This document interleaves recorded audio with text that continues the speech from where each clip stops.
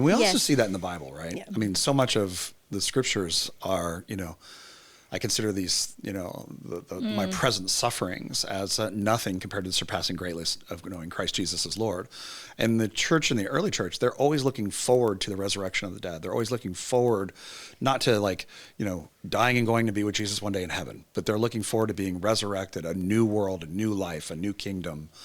And I think it was different than our world because their world was so much more harsh. It was so much more critical, so much more, just even taking the number of children that died at that time, almost every woman would have some children die. Just from the infant mortality. Yeah.